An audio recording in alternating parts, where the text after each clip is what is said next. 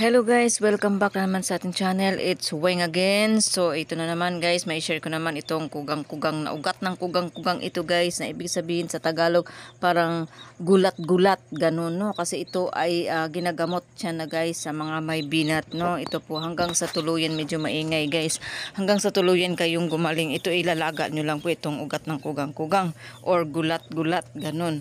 So ito naman po yung kanyang mga dahon, siyempre tuyo na, at saka yung mga sanga tinatadtad ito guys para pampausok sa araw ng Biyernes at araw ng Martes. Ayan po, lalo lahat yung mga naniniwala sa mga ganitong bertod no. Yung mga kalamitan itong ano guys, kilala ito sa mga Bisaya na kugang-kugang, dahon ng kugang-kugang. Ayan, maingay dito guys kasi yung aming sisiyo nakawala siya guys, hinahanap yung kanyang mama.